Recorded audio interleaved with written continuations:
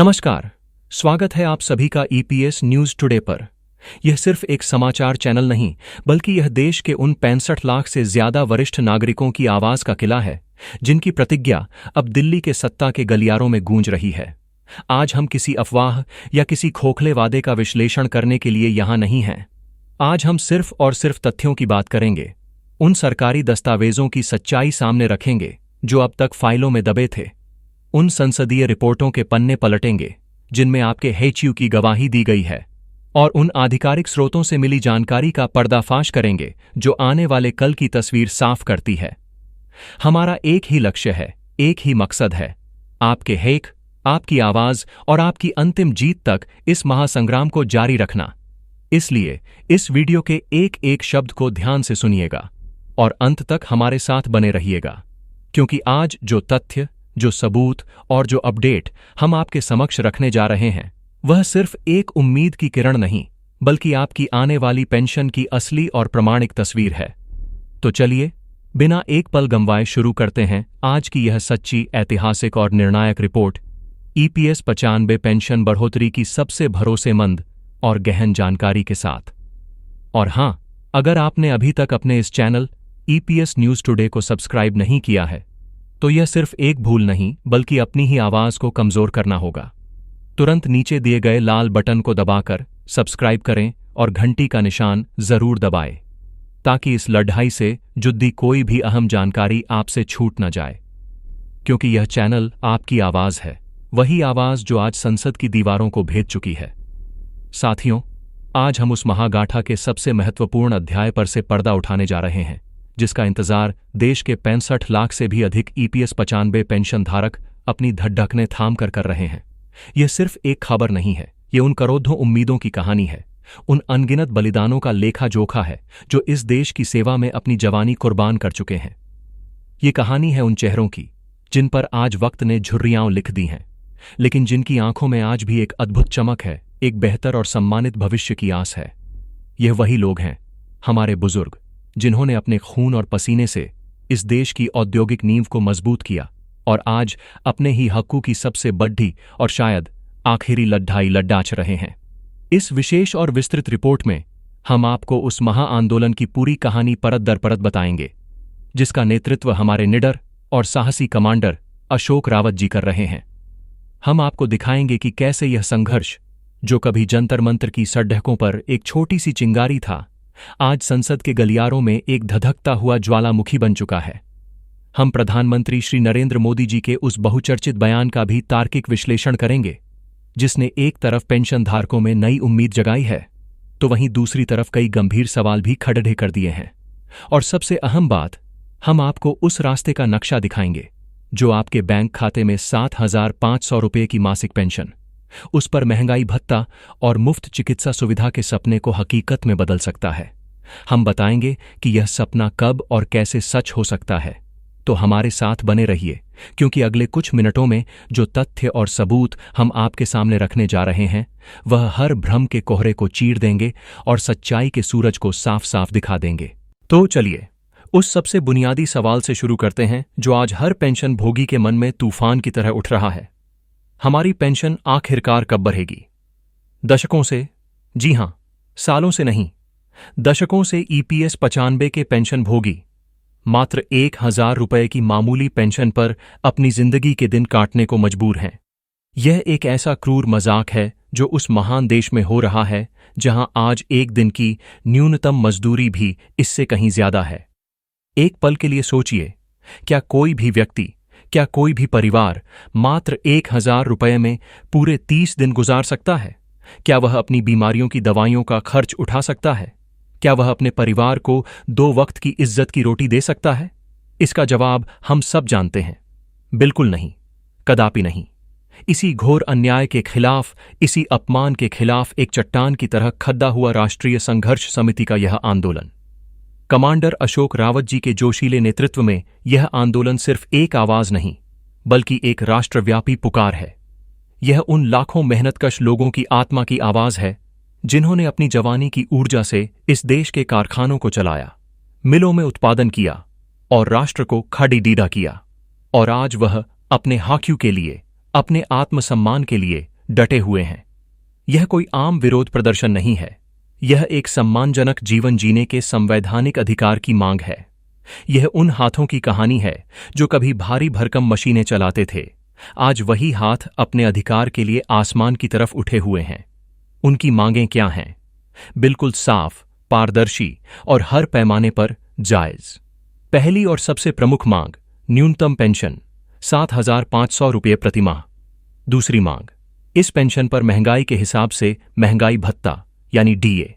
और तीसरी मांग, हर पेंशनर और उनके जीवन साथी के लिए मुफ्त चिकित्सा सुविधा।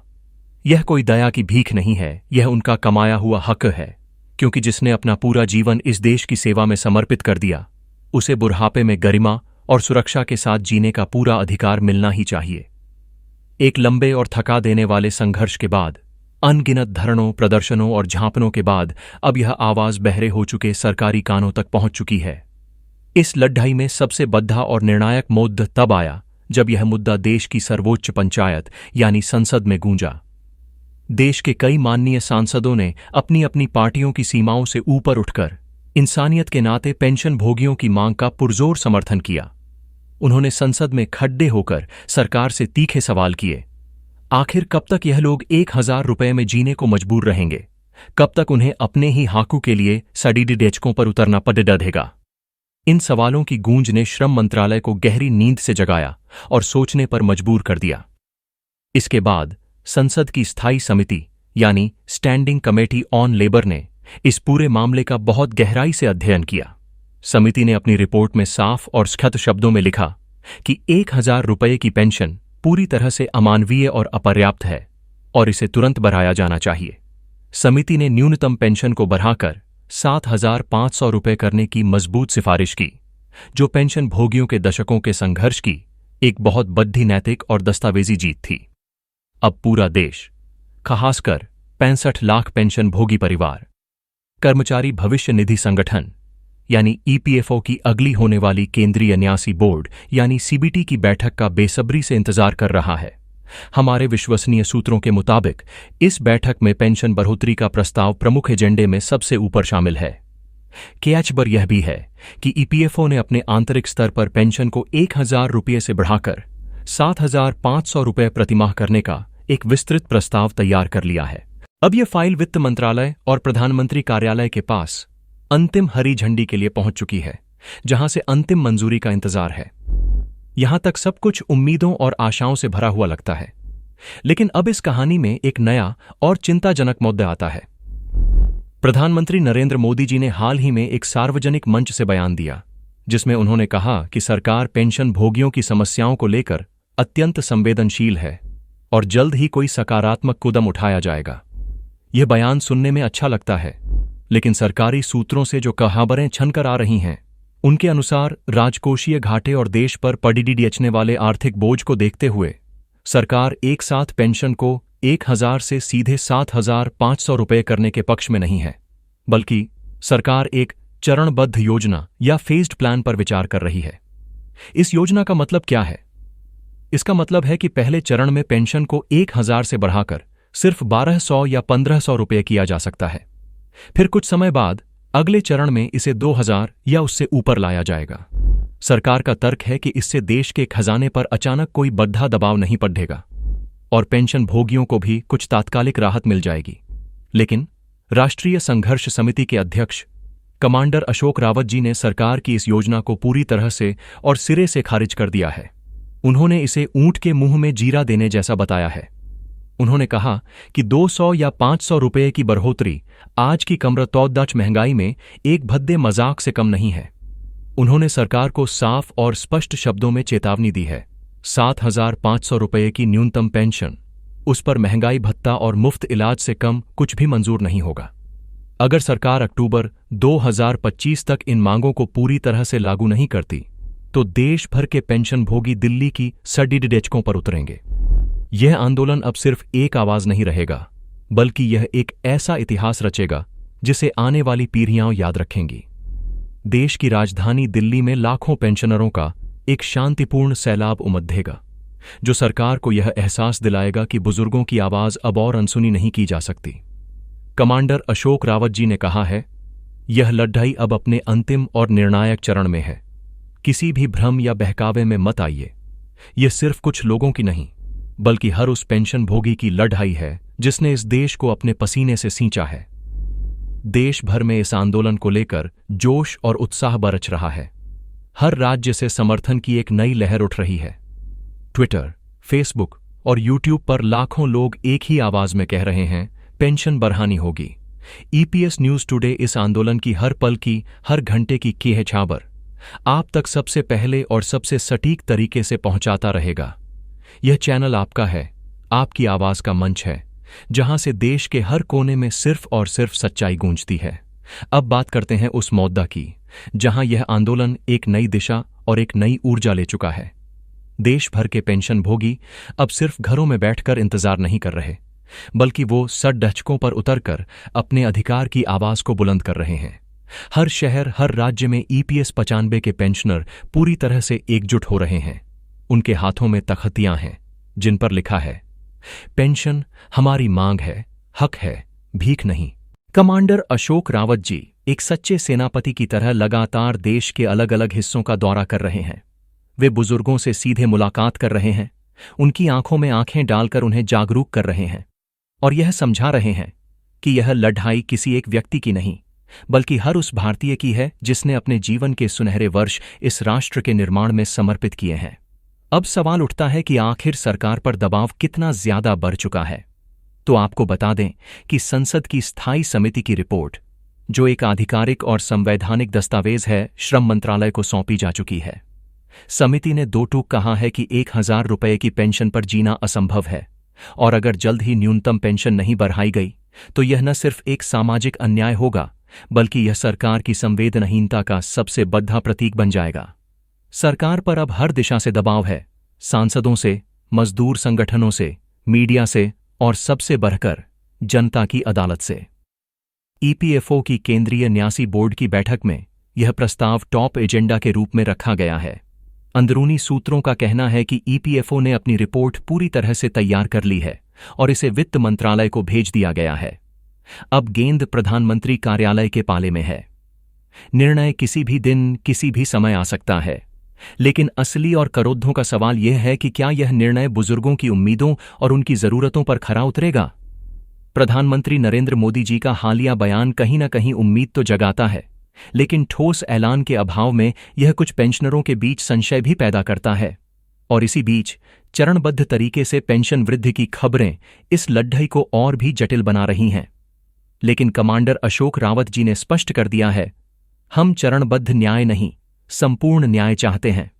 उनका साफ संदेश है कि 7500 से कम कुछ भी स्वीकार नहीं होगा। देश भर में दिल्ली चलो आंदोलन की तैयारियां जोर शोर से शुरू हो चुकी हैं। हर राज्य में कमेटियां और यूनिट बनाई जा रही हैं। व्हाट्सएप ग्रुप और सोशल मीडिया पर कैंपेन चल रहे हैं। ट्विटर पर लाखों लोग पेंशन बढ़ानी होगी को ट्रेंड करा रहे हैं। हर दिन ईपीएस न्यूज टुडे पर हजारों लोग अपने अनुभव, अपनी तकलीफें और अपनी उम्मीदें हमारे साथ साझा कर रहे हैं। हमारे पास ऐसे कई रुला देने वाले संदेश आते हैं जहां बुजुर्ग पेंशनर कहते हैं, बेटा हम कोई भीख नहीं मांग रहे, हम बस इतना चाहते हैं कि अपने आखिरी वर्षों में किसी के आगे हाथ फैलाए बिना इज्जत से जी सकें। यह शब्द किसी भी पत्थर दिल इंसान को झकझोरने के लिए काफी है। अब हालात बिल्कुल साफ हैं। सरकार पर चौतरफा दबाव है। संसदीय समिति की सिफारिशें पेंशनरों के पक्ष में हैं। देश के सांसद आपके साथ खड़े हैं और इन सबसे बड़ी ताकत है आपकी अपनी एकता और कमांडर अशोक रावत जी का निडर नेतृत्व। बस कुछ और धैर्य और दृढ़ता की बात है। अगर हम सब इसी तरह एकजुट रहे तो जीत निश्चित है। सरकार को यह समझना ही होगा कि यह मांग कोई राजनीति नहीं, बल्कि यह जीवन और मृत्यु का सवाल है। यह उन हाथों की मांग है जिन्होंने आधुनिक भारत की नींव रखी। आने वाले दिन इस आंदोलन के लिए बेहद महत्वपूर्ण हैं। ईपीएफओ की बैठक, प्रधानमंत्री कार्यालय का अंतिम निर्णय और दिल्ली में होने वाला महाआंदोलन, इन तीनों पर देश भर की नजरें टिकी हुई हैं। ईपीएस न्यूज टुडे हर अपडेट, हर खबर सबसे पहले और बिना किसी मिर्च मसाले के आप तक लाएगा। कुछ पेंशन भोगियों के खातों में 1200 या 1500 रुपये की थोड़ी भरी हुई पेंशन राशि आने की खबरें भी मिल रही हैं, लेकिन यह अधूरा सच है। असली जीत तब होगी जब हर पेंशनर के खाते में 7,500 रुपये की मासिक पेंशन पहुंचेगी। अंत में मैं बस इतना ही कहना चाहूंगा कि उम्मीद का दामन मत छोड़ दिए।